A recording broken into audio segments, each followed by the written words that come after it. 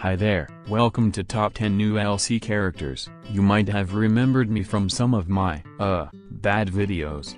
But I have changed now. Swear down, I will only make videos with decent quality in them. With that said, I should probably tell you how I will rank the characters. The first thing I am looking out for is high damage. Secondly, I am looking to see how low the cooldowns are. Next, I will judge the character with how big their attacks are. Finally, a character gets bonus points for having a mobility ability. With that being said, enjoy the video. At number 10 we have Underswap Papyrus. Underswap Papyrus has a really low cost and has 2 phases. He can camp in his bone zone and his Gaster blasters, making phase 1 have decent survivability, not to mention his spinning bones having really high damage. Underswap Papyrus is definitely one of the more overlooked characters when it comes to how strong it is. For example, I managed to win this match against not 1 but 3 Determination Morph users with Underswap Pap.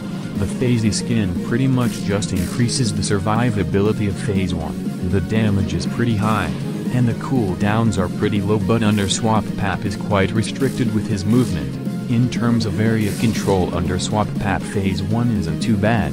The bone wave is pretty long and the spin bones are a map attack.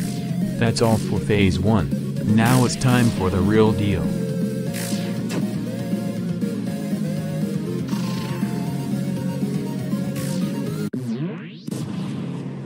Where do I even start with how overpowered this is? You have so much undodgeable map attacks, it's actually ridiculous.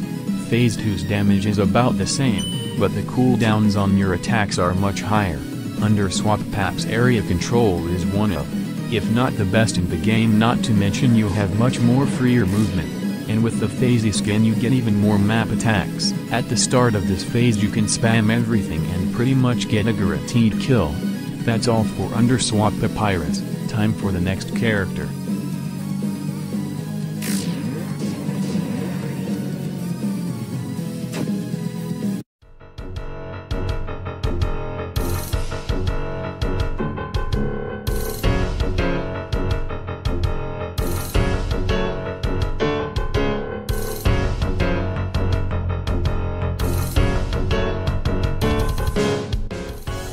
At number 9 we have Snowed and Dust. Dust Sands isn't underrated at all, but nevertheless is still absurdly overpowered. The main reason he is so overpowered is because of how stupid his flame attacks are. Despite only having 5 to 6 moves, Dust Sands pretty much has everything a character is looking for. His spinning bone gives him durable survivability and his flame attacks have amazing damage. Not to mention, Dust Sands' force lets him have more movement, as the enemies cannot gain up and overwhelm you. Dust Sands' area control is also very high like Underswap Papyrus. In fact, Dust Sands' flame attacks basically turn a third of the map into a death zone. The Dustfell skin adds 25% more damage to all your attacks, making it even more stronger. Not to mention this isn't even as strong as Dust gets. There's another upgrade even stronger than this. The bone throwing blasters are kinda mid, but they have good passives which come along with them. These passives are homing bones, auto-aim blasters, etc. Everything which increases area control. Spamming all your damage moves basically guarantees damage, as they all have such big AoE/splash damage. With all that said, enjoy the gameplay.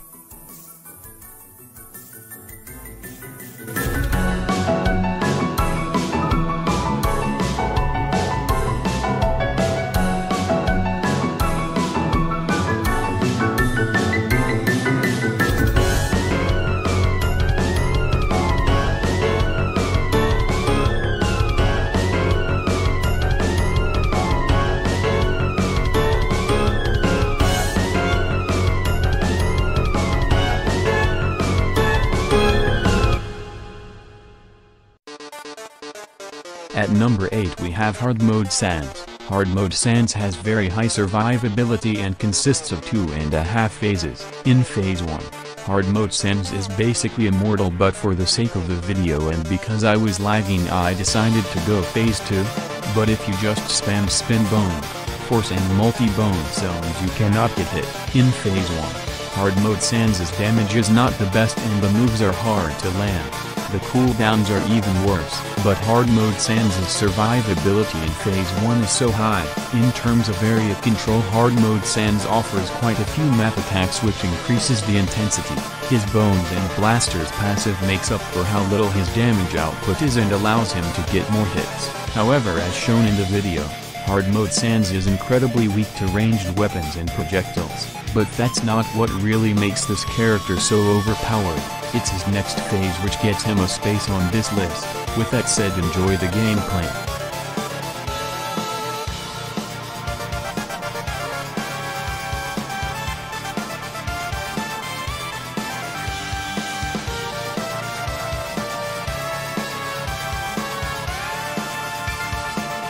Phase 2 of hard mode Sans features a brand new moveset and loads more tools. Not to mention it's the first character on this list with a movement tool, so +1 points for that. If the enemy team is just blindly rushing you, which they usually are, then you can use Giant Blue Blaster for cheap damage. You get Underswap Papyrus's big blasters, but you lose your spin bone, so your survivability is pretty much lost. Area control is massive in this phase. Cooldowns are not that bad. Damage is high and Blink can be used to escape, but even then that's not what puts hard mode Sans so high. It's actually his final attack which does. It's too overpowered lol. With that said, enjoy the gameplay.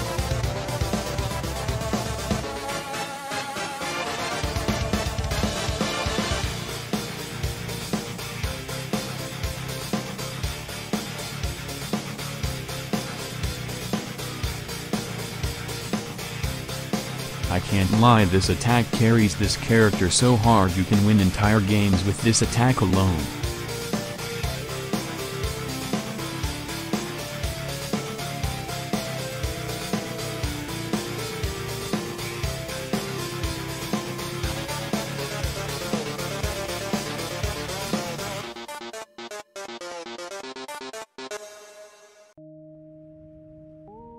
At number 7 we have Horror Sans.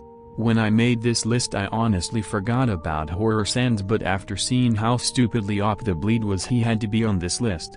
Unlike the other characters on this list, Horror Sans has tiny area control over his map. However, Horror makes up for it with his huge damage. Horror Sans was made to be played more defensively. He has a melee, a map attack, 2 zone abilities, and an enraged phase. Unfortunately, I do not have any gameplay of the enraged phase. Instead of dodging like other characters, Horror blocks, which makes him super overpowered but also kinda bad. This basically means that Horror can spam all his attacks with no consequence, but as soon as someone pulls out a ranged weapon, Horror is finished.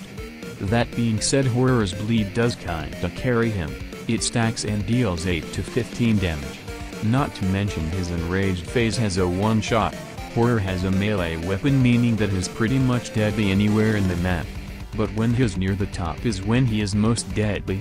And the main reason for that is because his flying axe move can hit you and you cannot react to it.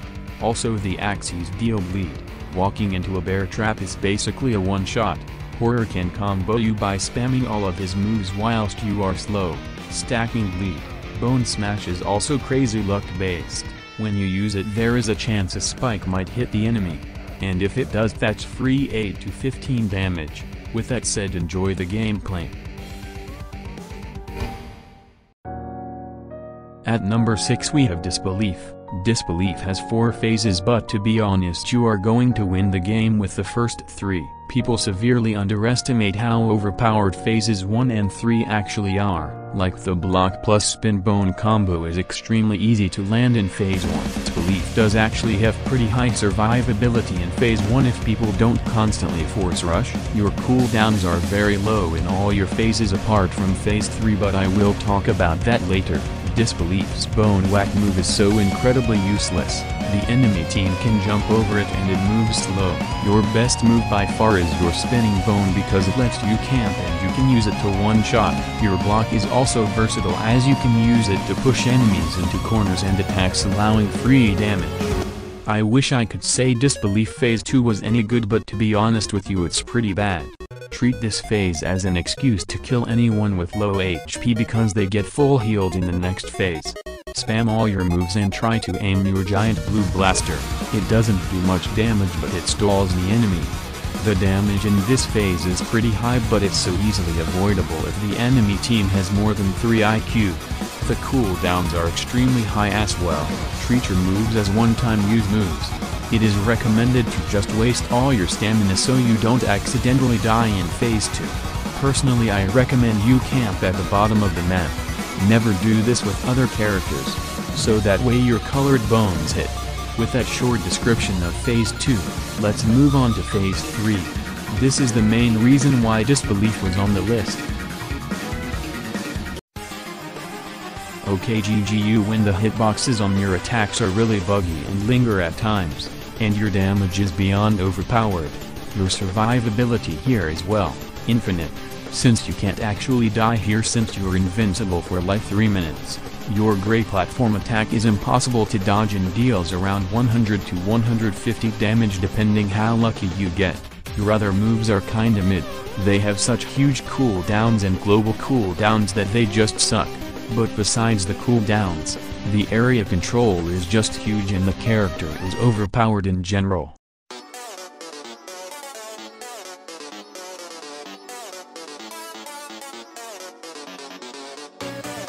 At number 5 we have Last Breath. Yeah, I am pretty sure you guys expected this to come up but yeah, even after the final attack he's still trapped. Last Breath has 2 phases and a final attack.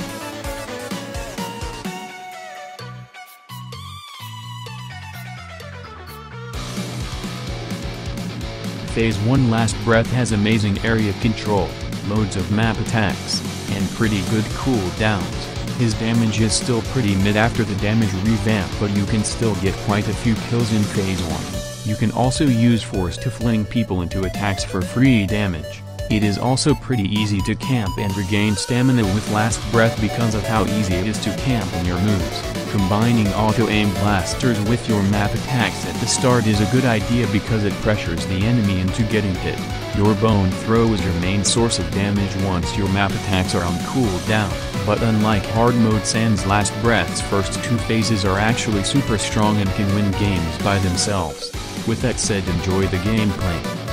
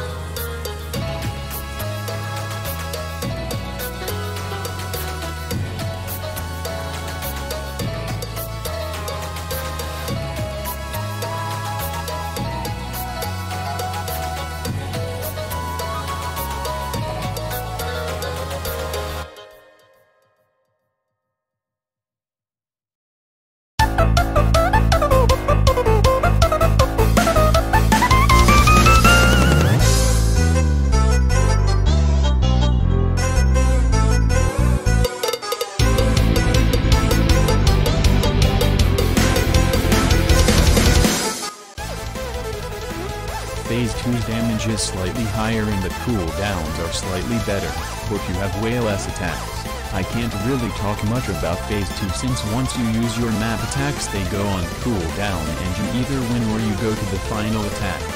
Either way you are going to win. I mainly use this phase to just kill off anyone with low HP or get rid of someone's first life. If the enemy team has survived the map attacks you can only really defend yourself with bone throw.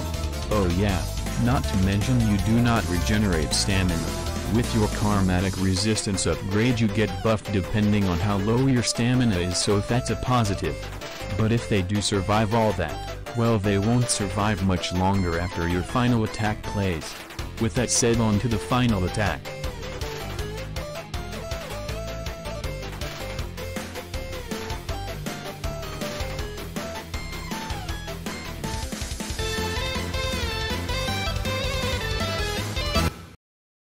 At number 4 we have Science Sans. I bet you guys didn't see this one coming. I can't believe I'm saying this, but despite Science being a literal 5-win character, Science is broken as hell. Well, at max upgrades at least. Sure, Science is kinda luck-based, but he can literally stay alive forever, can camp in almost all his moves, and has unreactable, undodgeable laser walls. In this matchup I literally won against a Sans Bone user, which is basically the hard counter to all camping characters. And it's not like Science deals 1 damage as well, he deals 10 with his laser walls. 10. If spam click, the flasks can also be unreactable, especially Slowness and Acid Flask. Oh yeah, and his Gaster Blasters explode, which wouldn't be too much of a problem, but you can spam Gaster Blasters and combine it with Slowness Flask. The MTT bots are also really annoying to play against since they have like the worst hitbox ever. Your telecommand is also super strong. If you get lucky you can spawn in multiple laser walls, become invincible and get like a 3 times attack rate. The thing is, Science Sans is heavily reliant on luck, but to be fair you can just camp in blasters and flasks and you will probably win, depending on your luck. Science can either be impossible to fight, or a fight done in like 30 seconds. But when I say impossible, I mean impossible. With that said, enjoy the gameplay.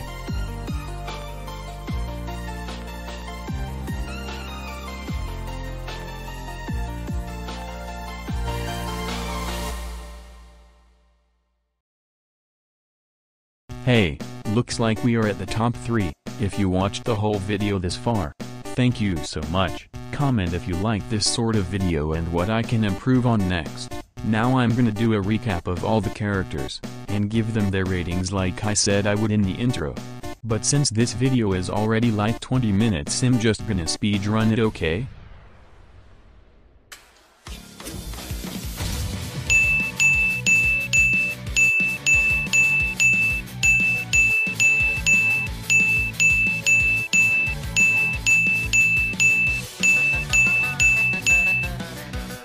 Now that we have gone through the recap, we can commence with the top 3.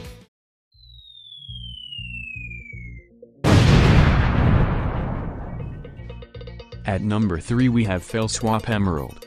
Honestly, this is one of the more underrated characters in the game. Practically nobody plays it, and Fellswap Emerald is really fun to play. Your Bone Trap has 2 variants, and most of your moves have passives with them, making you untouchable. Fellswap Emerald may not have a movement ability, but Fellswap Emerald does have block, which can be used to one-shot anyone. Your cooldowns are really low, and once you learn all of Fellswap Emerald's variants of moves you are unstoppable. In terms of area control you have like 3 map attacks, so it's pretty high. Your Spin Bone has amazing camping potential as it summons 2 blue spinning bones at the end, which is free damage. Your second variation of Bone Trap is guaranteed damage or a one-shot. The second variation of Bone Trap combined with Bone Zone in the middle is literally impossible to dodge, not to mention it is easy to land. On top of that, Fellswap Emerald has really high survivability since he can just camp in his zone moves. Fellswap Emerald also has health on top of his blocks, so if you need to conserve stamina you can just take a few hits. Your Gaster Blasters have 2 variants and like a 1.5 second cooldown in between them.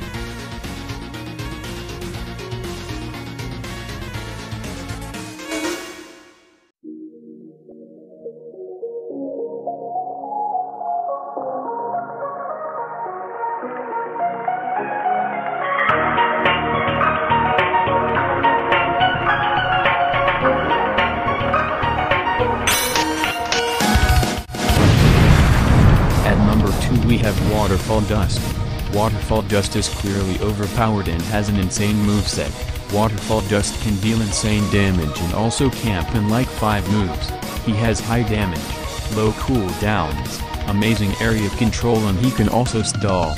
Waterfall Dust Spear move is incredibly unique, and is also a melee damage when used 3 times with high damage. Not to mention he gets stronger with every time he gets a kill. Eventually you are so strong that you deal like 40 damage per hit. Unfortunately Dust Spear move is kinda buggy, but we will get into more detail about that later. There are some flaws with Waterfall Dust, but to be honest it is very hard to lose with Waterfall Dust. One of those flaws, for example, being that if there is one player left and they are in the box attack, you get no stamina regeneration. However, when the spear becomes a melee, this effect also takes effect, meaning that you lose stamina regeneration when you use it. Despite that though, your damage is really high and your moves are dead easy to land. Not to mention on top of that you get a movement ability. Overall this character has high stats in each of the categories, and that's what put this character so high. With that said, enjoy the gameplay.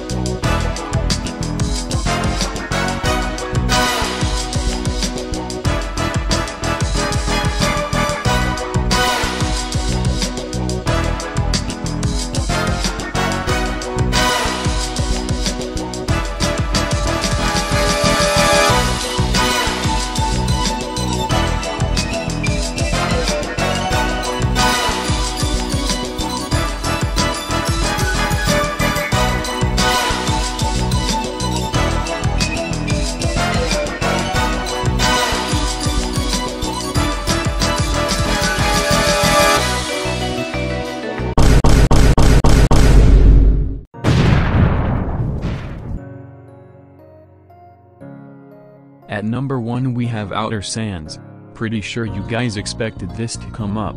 Personally I haven't lost a single game with maxed Outer. Outer has 2 phases, great area control, high damage, low cooldowns and great survivability. Yeah, even after all the nerfs to Outer he is still the best by far. The star ability just has so much camping potential that it's broken beyond return. When Outer makes a return, Outer will be even more overpowered.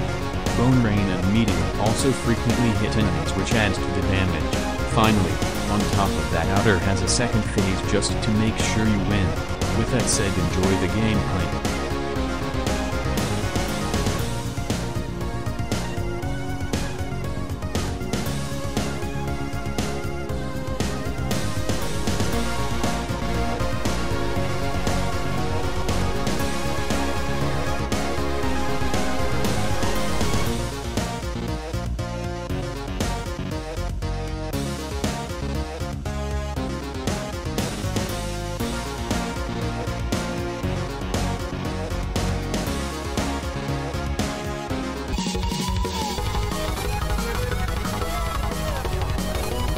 Outer's second phase is absurdly broken even without the black hole working.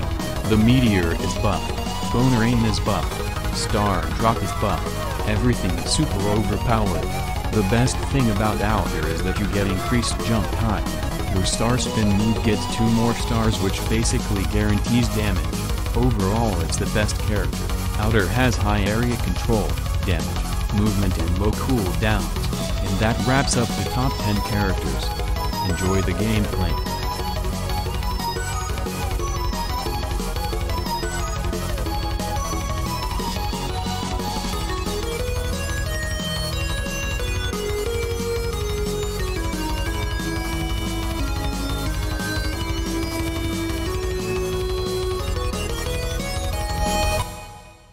Come over here and kiss me on my hot mouth.